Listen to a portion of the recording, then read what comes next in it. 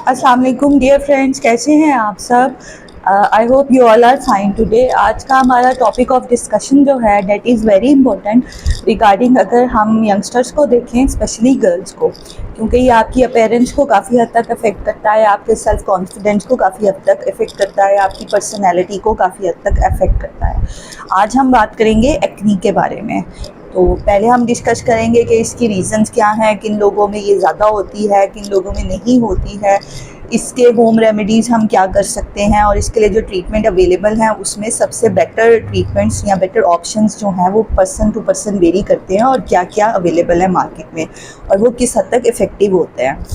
सबसे पहले तो एक्नी को डिफ़ाइन करना ज़रूरी है। एक्नी की डिफरेंट टाइप्स हैं।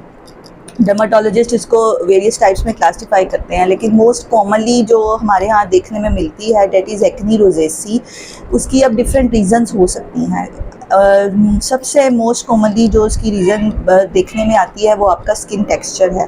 अगर आपकी स्किन बहुत ज़्यादा ऑयली है तो वो आपके स्किन के पोर्स को क्लॉग करती है, ब्लॉक करती है, जिसकी वजह से उसके अंदर बैक्टीरिया या वायरस अगर इन्फेक्शन कॉज कर रहे हैं तो उससे एक्ने डेवलप हो जाती है। इसके अलावा जो सेकंड इम्पॉर्टेंट चीज़ है या जो फैक्टर है जो इसमें काउंट करता है वो है आपके हार्मोन्स। नॉर्मली प्यूबर्टी के लेवल पे आपकी बॉडी में डिफरेंट हार्मोन्स के लेवल्स जो हैं वो चेंज हो रहे होते हैं। कुछ लेवल्स जो हैं वो नीचे जा रहे होते हैं हार्मोन्स के, कुछ लेवल्स ऊपर आ रहे होते हैं। उन हार्मोन के लेवल्स चेंज होने की वजह से भी बाज़ औक़ात एक्नी जो है वो डेवलप हो जाती है। और थर्ड चीज़ जो इसमें काउंट करती है वो है आपकी हाइजीन। आप किस हद तक अपनी फेशियल क्लीनिनेस का ख्याल रखते हैं, किस हद तक अपनी फेस को वॉश करते हैं, कितनी दफ़ा वॉश करते हैं, प्रॉपर्ली वॉश करते हैं या नहीं करते, साबुन का इस्तेमाल करते हैं, फेस वॉश का यूज़ करते हैं। ये सारी चीज़ें डिपेंड कर रही हैं डेवलपमेंट ऑफ एक्नी में, एक कंट्रीब्यूटिंग फैक्टर हैं। अब इसमें होम रेमेडीज़ आपको बहुत सारे यूट्यूब चैनल्स ऐसे मिलेंगे जिसमें बहुत सारी होम रेमेडीज़ डिस्कस की जाती हैं रिगार्डिंग कि आप अगर ये यूज़ करें तो आपको एक्ने डेवलप नहीं होगी, या अगर एक्ने डेवलप हो गई है तो आप ये होम रेमेडी करेंगे तो एक्ने ठीक हो जाएगी। इसमें बहुत हद तक जो होम रेमेडीज़ हैं उसका रोल है। लेकिन जब आपको एक्नी प्रॉपरली डेवलप हो गई है तो वो सिर्फ होम रेमेडीज़ के इस्तेमाल से ठीक नहीं होती।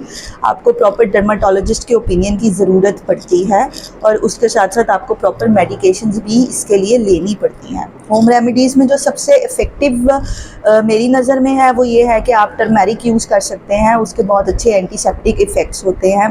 एक कॉमन मिसकंसेप्शन जो रिगार्डिंग मीडिया स्प्रेड की जाती है वो ये है कि अगर आप बहुत ज़्यादा एंटीसेप्टिक सोप्स या लोशंस यूज़ करेंगे तो वो आपकी एक्नी की डेवलपमेंट जो है उसको प्रिवेंट करते हैं, जबकि ऐसा नहीं है। नॉर्मली जब आप एंटीसेप्टिक सोप्स या फेस वॉश वगैरह जैसे डेटॉल है या सेफगार्ड है ये यूज़ करते हैं तो ये एक्नी को मज़ीद बढ़ा सकते हैं। उसकी रीज़न ये है कि आपकी स्किन का जो नेचुरल फ्लोरा है उसको डिस्ट्रॉय कर देते हैं। आपकी स्किन का एक जो नेचुरल डिफेंस बैरियर है ये उसको ख़राब कर देते हैं, जिसकी वजह से एक्नी की डेवलपमेंट ज़्यादा होती है।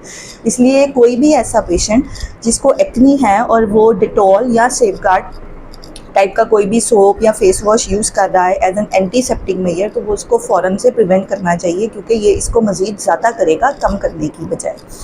इसके अलावा बहुत सारी मेडिसिनल मेडिकेशंस हैं, लोशंस हैं, क्रीम्स हैं जो मार्केट्स में अवेलेबल हैं, डिफरेंट ब्रांड नेम्स के साथ अवेलेबल हैं। इसमें सबसे इम्पॉर्टेंट चीज़ है जो एडवाइस मैं आपके साथ शेयर करना चाहती हूँ वो ये है कि आपको सबसे पहले एक प्रॉपर डर्माटोलॉजिस्ट का ओपिनियन लेना है। बहुत सारे यूट्यूब चैनल्स हैं, बहुत सारे इन्फ्लुएंसर्स हैं जो आपको गाइड करते हैं कि आप ये चीज़ ले लें, ये ले लें, ये ले लें। देखिए, हर बंदे का जो स्किन टेक्सचर है ना वो वेरी करता है। सबका स्किन टेक्सचर एक जैसा नहीं है, सबका लाइफस्टाइल एक जैसा नहीं है, सबका सिनेरियो एक जैसा नहीं है। इसलिए ज़रूरी नहीं है कि जो किसी एक का एक्सपीरियंस है वो दूसरे के लिए भी उतना ही इफ़ेक्टिव होगा या उतना ही फ़ायदेमंद साबित होगा। इसलिए सबसे पहले तो अगर आपको वाकई में एक्ने डेवलप हो रही है तो आपको एक दफ़ा कम से कम किसी डर्माटोलॉजिस्ट से ज़रूर कंसल्ट करना है। वो आपके स्किन टेक्सचर के अकॉर्डिंग या आपकी लाइफस्टाइल के अकॉर्डिंग, आपके प्रोफेशन के अकॉर्डिंग आपको मेडिसिन्स एडवाइस करेंगे। बहुत सारी जो मार्केट बेस्ड मेडिकेशंस हैं वो सिर्फ आपसे पैसे बटोरते हैं। अगर आप उनके केमिकल इंग्रेडिएंट्स की तरफ जाएं तो उसके अंदर कुछ भी ऐसी इफ़ेक्टिव चीज़ें नहीं हैं जो आपकी एक्नी को कंट्रोल कर सकें। इसमें नियासिनामाइड्स हैं, रेटिनोल्स हैं, हाइलुरोनिक एसिड हैं जो कि इफ़ेक्टिव होते हैं एक्ने की प्रिवेंशन में। लेकिन हर केमिकल कंपोजिशन जो है वो वेरी कर रही है। कुछ में इनकी अमाउंट ज़्यादा है, कुछ में इनकी अमाउंट कम है, कुछ में इनकी अमाउंट बिल्कुल नहीं है। एक दूसरी चीज़ जो कि मार्केट में बहुत ब्लंटली अवेलेबल है और बहुत वाइडली यूज़ की जाती है क्वैक्स के थ्रू, ब्यूटिशनर्स के थ्रू, वो है स्टेरॉइड्स का यूज़। जब आप स्टेरॉइड्स यूज़ करते हैं तो ऑटोमेटिकली आपका जितना भी इम्यून डिफेंस है वो बैठ जाता है। एक्ने एक वक्त में आपको लगता है कि सेटल हो गई है, लेकिन एट द एंड जो है स्टेरॉइड्स बहुत ज़्यादा इफ़ेक्टिव नहीं हैं एक्ने की प्रिवेंशन में या इसके क्योर में। इसमें जो रेटिनोल्स हैं वो बहुत ज़्यादा इफ़ेक्टिव हैं। रेटिनोल्स के बहुत ड्रास्टिक इफ़ेक्ट्स आते हैं। बहुत सी ऐसी केमिकल कंपोजिशंस मार्केट में अवेलेबल हैं जो रेटिनोल्स के साथ हैं, जो आपकी एक्ने को प्रॉपर कंट्रोल कर सकती हैं।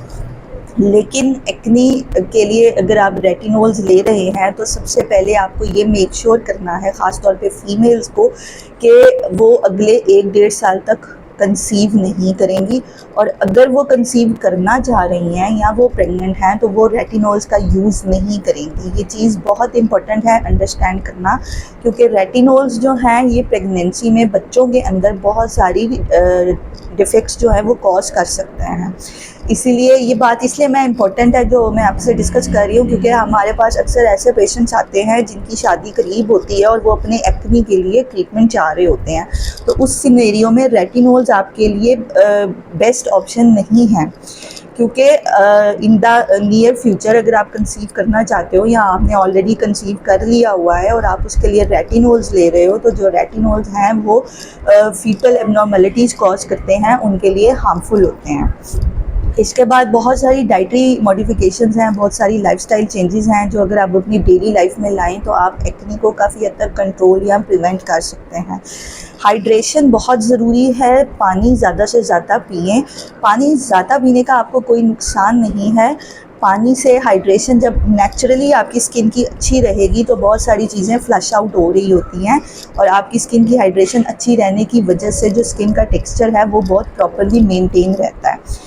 इसके अलावा दूसरी चीज़ है फास्ट फूड या बहुत ज़्यादा स्पाइसी मील्स का अगर आप यूज़ करते हैं तो वो भी एक्ने को एग्रावेट करने में एक फैक्टर बन सकता है। अगर आपके मैदे की तेज़ाबियत ज़्यादा है तो उससे एक्ने की डेवलपमेंट जो है वो एग्रावेट हो सकती है या बढ़ सकती है।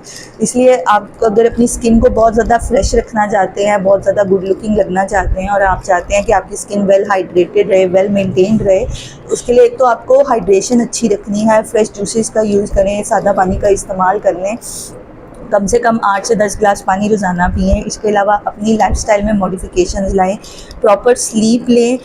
डार्क सर्कल्स जो हैं वो प्रॉपर स्लीप लेने से काफ़ी हद तक बेहतर हो जाते हैं। अपनी जो डाइट है उसके अंदर फ्रेश फ्रूट्स हैं, वेजिटेबल्स हैं, सैलड्स हैं, जो रॉ वेजिटेबल्स हैं in the form of salads या फ्रूट्स, उसका यूज़ जो है उसको इनकरेज करें। बहुत ज़्यादा जो ऑर्गेनिक फूड है उसकी तरफ आएँ। प्रोसेस्ड फूड जो है वो कम यूज़ करें, कैंड फूड्स कम यूज़ करें, फास्ट फूड्स कम यूज़ करें, फ्रोज़न फूड्स का यूज़ कम करें, फ्राइड आइटम्स का यूज़ कम करें, लेट नाइट मील्स कम लें। ये सारी वो चीज़ें हैं जो आप डेली रोज़ाना की बुनियाद पे घर में कर सकते हैं। इसके लिए आपको किसी के ओपिनियन की, किसी को फ़ीस देने की या कोई बहुत ज़्यादा मिरेकलस एक्सपेंसिव प्रोडक्ट्स मार्केट से ख़रीदने की ज़रूरत नहीं है। आई होप आपको ये वीडियो इन्फॉर्मेटिव लगी होगी और काफ़ी हद तक आपके क्वेश्चंस को आंसर कर रही होगी। अगर आप डिटेल में इसके बारे में कुछ और डिस्कस करना चाहें तो आप कमेंट सेक्शन में अपने कमेंट्स ड्रॉप करके मुझसे क्वेश्चन कर सकते हैं।